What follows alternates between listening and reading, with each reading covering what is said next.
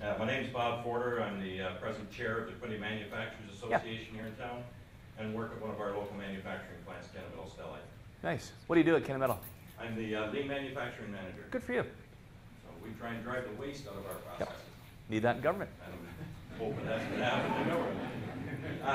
Specifically to your electricity and your power. Electricity is our basic infrastructure requirement in industry. Ontario rates for manufacturers are increasingly uncompetitive. Our neighboring jurisdictions on both sides of the border are beating us up. Costs have escalated to the point that it's become the most major cost factor we have in our plants. And it's become a deterrent to growth and reinvestment.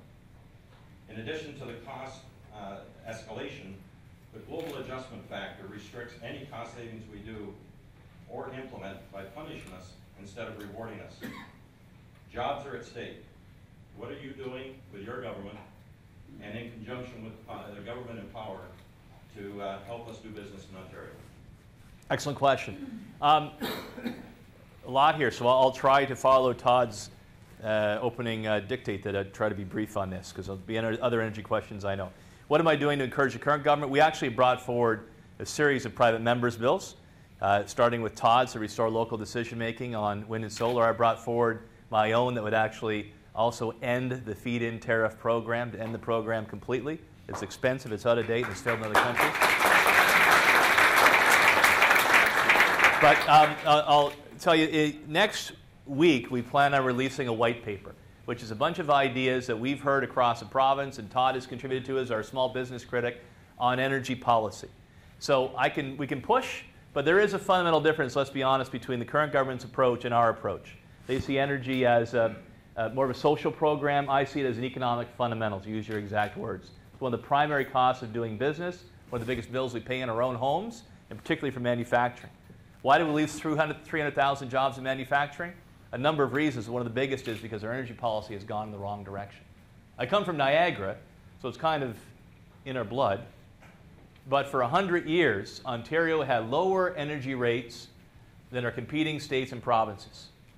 So for most of our history, we had lower energy rates than competing states and provinces. And that helped to make us a manufacturing heartland, not only of Canada, but of North America. And as of 2009, I believe it was, after the Green Energy Act came in, we moved above that average, and we're heading towards being the second most expensive jurisdiction in all of North America on energy. It's wrong. It's going to cost us jobs. I mean, jobs that never will be created will end up in other provinces or states. So the white paper is going to go through a series of things, but I'll ask you right back. One of the things we're putting out there that we've heard we want to get your input on is actually to bring in an industrial hydro rate for manufacturing and for resource to bring jobs back to the province. So do you like that idea? Yes, we do. Okay. Okay. Because we want to make sure. Some politicians think manufacturing's behind us. They see that as sunset industries, that our resources that we have should simply stay in the ground or continue to grow taller, or however you define them. I think that manufacturing should always have a healthy role to play in our province. It may not be the same way that it used to be, but I think an economy that doesn't make things, that doesn't build things, isn't going to be strong for very long. And a big part of that's energy policy. And one of the ideas we're putting out there is actually an energy rate for manufacturing and resource sector to encourage investment. And we support that as long as you don't push the rest of the cost, instead of cost reduction, pushing the rest of the cost onto the residential. Okay. And the global adjustment and the global adjustment, you're right, that's just a catch-all. So all the extra costs and subsidies that we throw towards the wind and solar projects, for example, the billions of dollars in canceled gas power plants in the province, it all gets thrown into this thing called the global adjustment. And if you're a business, it's a surprise every month what that's going to be. So we talk about that, how to get transparency and clarity and stop this economic madness of making you a surprise every time you open up your hydro about how much more it's going up.